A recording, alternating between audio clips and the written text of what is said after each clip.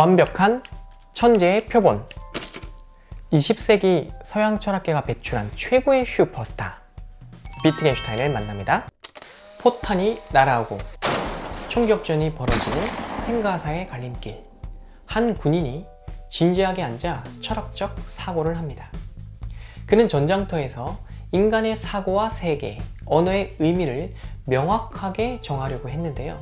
도대체 왜, 언제 죽을지도 모르는 그 극적인 순간에서 그는 이런 독특한 생각을 하고 있었던 걸까요? 이 유명한 명제 누구나 한 번은 들어보았을 겁니다. 바로 비트겐슈타인이 철학의 모든 문제를 해결했다고 하면서 주장한 그 핵심 내용이기도 하니까요. 철학의 모든 문제를 해결했다? 만약 이게 사실이라면 정말 대단한 일 아닙니까? 정말 가능했을까요? 자, 2017년 유네스코에서는 그의 필로소피컬 나루러스, 그러니까 살아생전에 남겨놓은 여러 철학적 메모지들 있죠? 서신들 뭐 이런 것들 묶어서 세계 기록유산으로 등재를 시켰습니다. 대단하지 않습니까?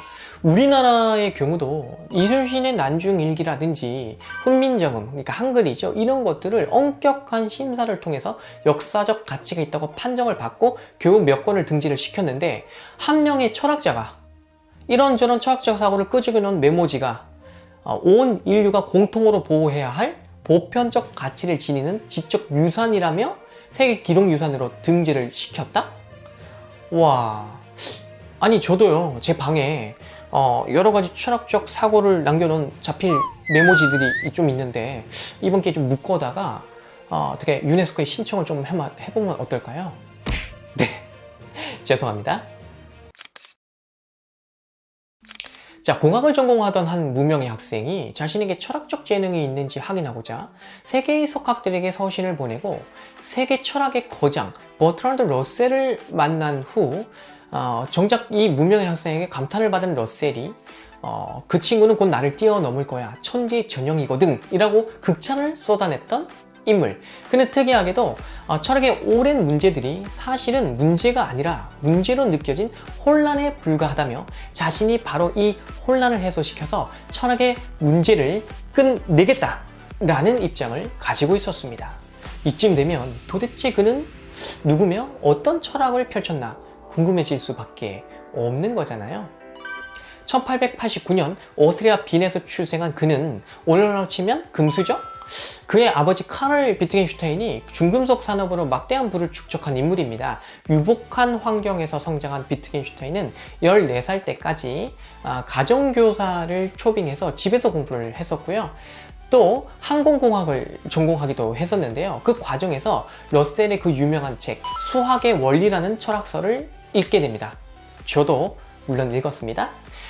이 책을 통해서 그는 수리 철학 영역에 눈을 뜨게 되었고요. 그 이후로 철학의 세계로 빠져들게 되었는데 몸이 좀 허약한 편이었던 모양이에요. 군 면제 판정을 받았음에도 불구하고 세계 1차 대전이 발발했을 때는 자원 입대를 해서 아까 말한 것처럼 전장터를 누비며 철학적 연구를 시작합니다.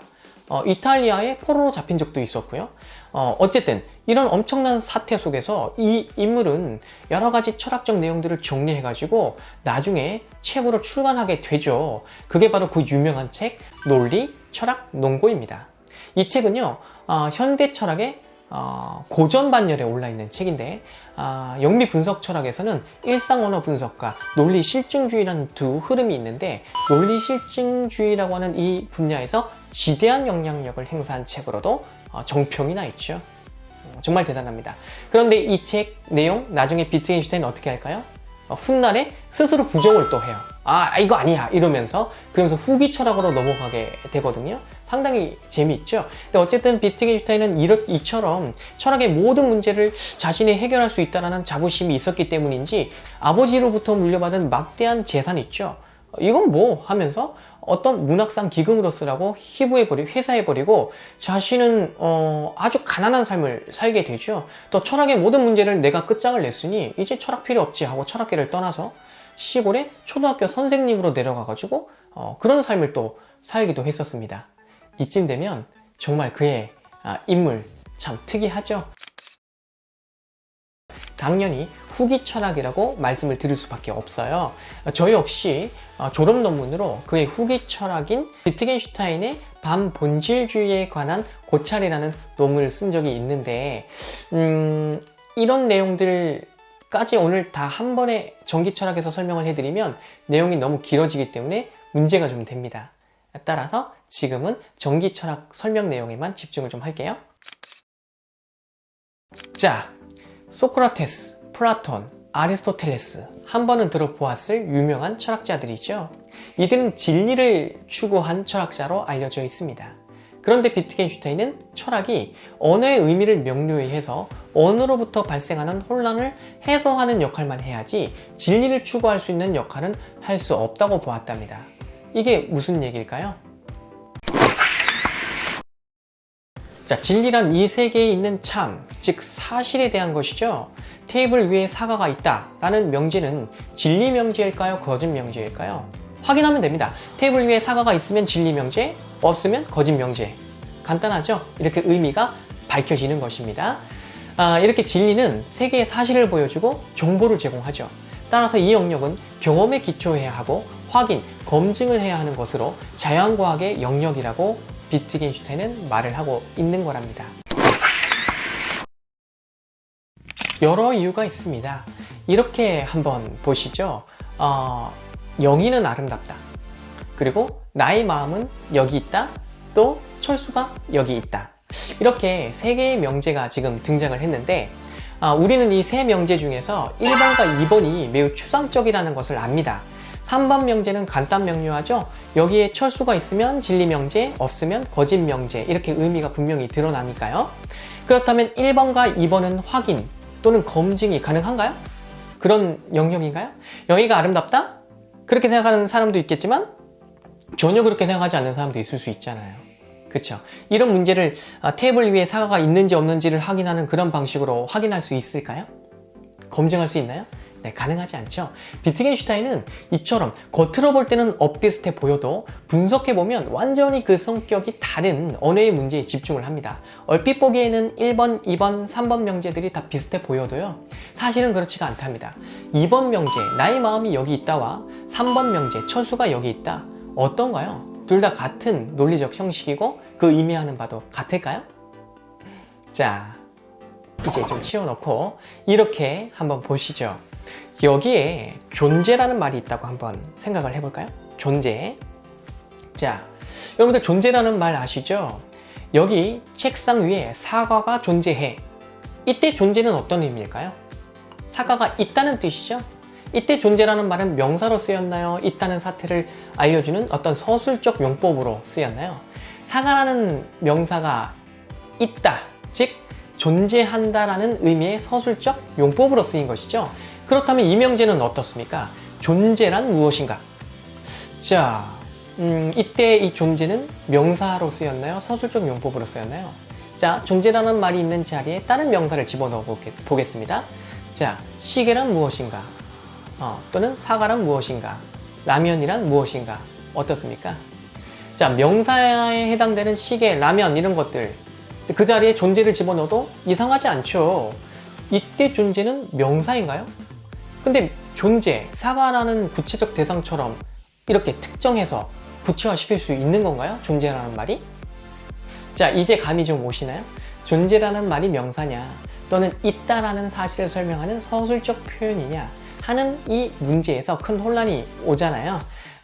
자, 다음의 예도 한번 들어보도록 하겠습니다. 1번 명제, 철수가 간다. 2번 명제, 시간이 간다. 사실 이건 제가 졸업 논문인 비트겐슈타인의 반본질주의에 관한 고찰에서 썼던 그 예시이기도 한데요. 자, 철수가 간다라는 명제 어렵지 않죠? 철수라는 사람이 가는 겁니다. 이렇게. 응? 어렵지 않잖아요? 그러면 시간이 간다는요? 시간이 철수처럼 물리적 존재라서 특정 공간을 점유한 채 어디로 막 가나요? 이렇게?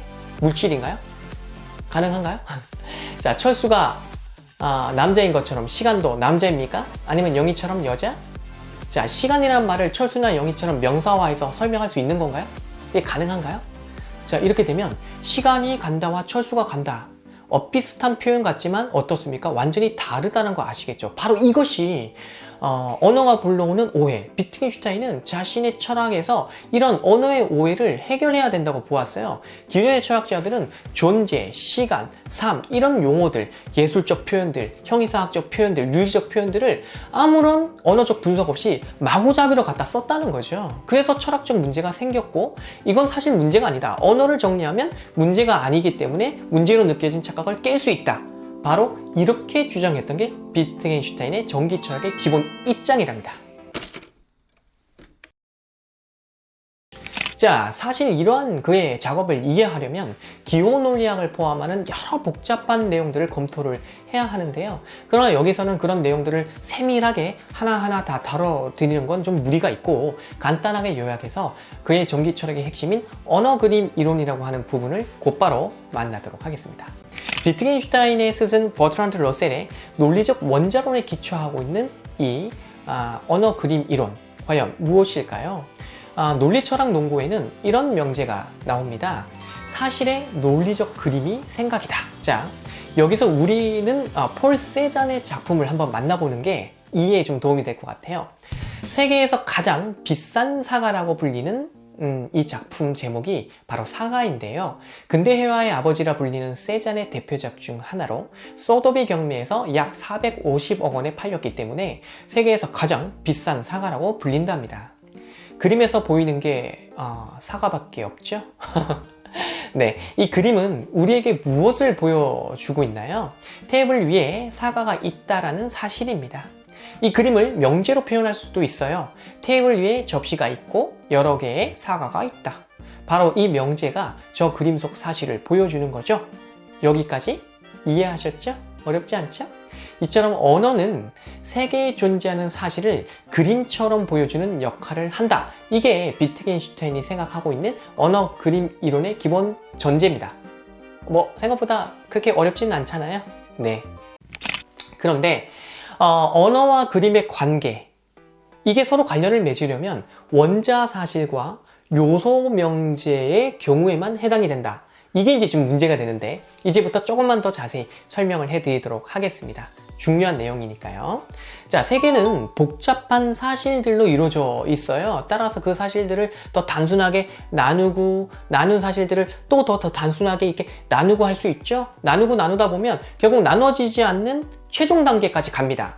그게 바로 원자 사실이에요. 원자라는 말은 더는 나눌 수 없는 최종 단위를 상징하는 그런 거잖아요. 물론 오늘날 물리학에서는 그렇게 쓰진 않지만 어찌됐든 그래서 이 원자 사실은 결국 단순 사실이고요. 세계라고 하는 것은 결국 이 단순 사실들, 원자 사실들의 연세로 이루어져 있다. 이런 내용인데, 자, 다시 한번 작품 하나를 감상해 볼까요? 자, 지금 보는 작품은 한스 홀바인의 대사들이라고 하는 명작입니다. 영국 내셔널 갤러리에서 만날 수 있는 작품으로 희대의 걸작이라는 평을 받고 있죠. 제가 학생들을 데리고 이곳에 갈 때마다 언제나 집중해서 설명해주는 작품에 해당되기도 합니다. 비트겐슈타인의 전기철학적 관점에서 이 작품을 감상하게 되면 이 작품 속에는 더는 나눌 수 없는 원자 사실들로 가득하다는 것부터 포착됩니다. 그림 왼편에 서 있는 프랑스 대사 장 드 댕트비, 당시 29살. 와, 우리가 보기엔 좀 노안이네요. 자, 어쨌든 그는 원자 사실이죠. 자, 저 사람 나눌 수 있나요? 그러면 큰일 나잖아요. 자, 저 사람 옆으로 서 있는 조르지 드셀브, 몇 살로 보이십니까? 네, 25살이에요. 네, 이 두 사람 말고도 천구이, 커튼, 해시계 등이 놓여져 있죠. 특히 저 해시계는 콜럼버스가 아메리카 대륙을 발견한 1492년에 시간이 맞추어져 있어서요. 새로운 발견의 시대를 상징하고 있기도 하답니다. 어쨌든 이러한 것들은 전부 원자 사실들이죠. 즉, 저 대상들 하나하나를 언어로 표현하는 것이 이름입니다. 이름은 원자 사실들, 그러니까 대상들을 지시하는 것이죠. 정리하면 원자 사실은 대상이고 대상은 언어에서 이름과 대응합니다. 이해되시나요?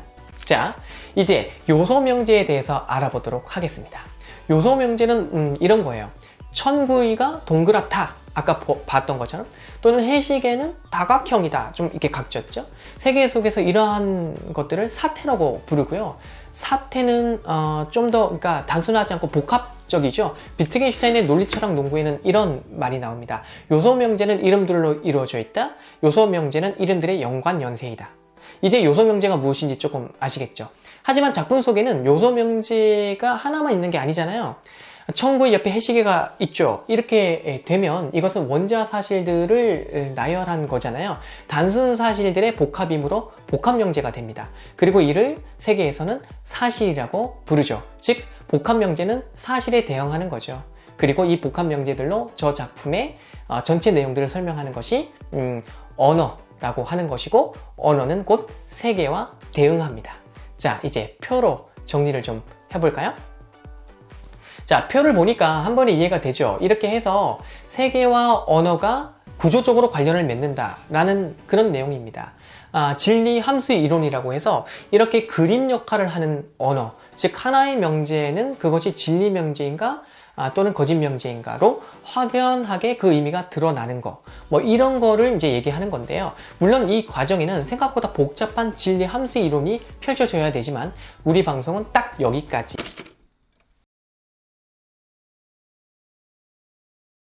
자, 이런 경우를 한번 보죠. 가난한 사람들을 돕는 것은 착한 것이다. 자, 이 명제는 어떻습니까? 어떤 세계의 사실을 보여주죠? 이 명제는 사실 어떤 사실도 진리도 나타내지 못해요. 왜냐고요? 자, 가난한 사람들을 돕는 게 착한 건지 아닌지 어떻게 확인 또는 검증하죠? 가난한 사람들을 돕는 게 나쁜 것일 수도 있고 착한 것이라고 이렇게 말할 수도 있는데, 착한 것, 이 말은 정확히 무엇을 지시하는 건가요? 어떤 원자 사실을 지시하는 거죠? 즉 대상으로는 무엇이 있죠? 사과, 시계, 컵. 착한 것, 착함, 대응할 수 있는 뭐 그런 관계에 있습니까? 어떻게 착함을 사과를 확인하듯 확인하고 검증하죠? 그림이 그려지시나요? 이 언어는 결국 세계의 무엇을, 어떤 사실을 보여주는지 알 수 없는 겁니다. 비트겐슈타인은 이처럼 언어가 그림 기능을 하지 못하는 것, 세계의 사실을 보여주지 못하는 명제는 무의미한 것이라고 보았고, 인간이 말할 수 없는 것이라고 보았어요. 아름답다, 착하다, 귀하다 등등의 가치에 대한 명제들은 자연과학에서 다루는 사실들에 대한 검증 문제로는 다룰 수 없는 것이죠. 그것이 사과나 철수처럼 어디에 있는 것도 아니고 정확히 무엇이라고 규정할 수도 없죠. 따라서 이런 것들은 그저 보여지는 것일 뿐 말할 수 있는 것은 아니라는 얘기입니다. 물론 그렇다고 해서 말할 수 없는 영역들, 그 신비의 영역들이 자연과학에서 다룰 수 없는 그런 의미 없는 명제들로 가득 차 있다고 해가지고 무시해도 되느냐, 그렇게는 생각하지 않았습니다. 오히려 이 말할 수 없는 영역들이 말할 수 있는 영역들에 비해서 더 중요하다고 볼 수 있다고도 이야기를 하고 있어요. 단지 그러니까 비트겐슈타인이 추구하는 건 뭐냐면 언어의 혼란으로 검증 가능하지 않은 가치의 영역들을 마치 검증 가능한 사실의 관계인 양 연결시켜 놓고 진리하도 되는 것처럼 주장하고 떠들어대는 건 한마디로 헛소리라는 겁니다. 그러니까 그런 말은 집어치우라는 거죠. 이렇게 해서 철학에서 다루는 삶의 태도의 문제, 착함의 문제, 뭐 이런 여러 가지들 있죠. 이런 것들 철학에서 다루는 거 어처구니 없다. 그게 무슨 수학에서 다루는, 과학에서 다루는 것처럼 답이 정해져 있는 것처럼 얘기할 수 있다고 집어치워라, 이렇게 되는 겁니다. 그래서 비트겐슈타인의 전기 철학은 결국 언어 그림 이론이었고, 언어가 그림처럼 기능을 해서 세계의 사실을 보여주는 것들은 의미가 있지만 그림 기능을 못하는 아까의 가치를 다루는 명제들, 윤리학적 명제들, 이런 것들은 세상의 어떤 정보도 어떤 사실도 검증 가능한 방식으로 보여주지 못하기 때문에 이건 그림 기능을 못하니까 철학에서 빼라는 바로 이 내용이 오늘 우리가 나누는 핵심이었다고 이해하시면 되고요. 그래서 비트겐슈타인은 말할 수 없는 것에 대해서는 침묵해야 한다 라는 그 유명한 말을 논리철학 논고 제일 마지막에 남겨놓았던 것입니다. 여러분 어떻습니까? 비트겐슈타인 이렇게 만나보니까 생각보다 흥미진진하고 재미있죠? 물론 그렇다고 해서 이 방송 봤다고 비트겐슈타인의 철학 세계를 다 이해했다라고 생각하시면 안 되고요. 더 자세한, 더 세밀하게 이해하고 싶으신 분들은 비트겐슈타인의 전기 철학과 관련된 여러 책들을 보시는 게 좋습니다.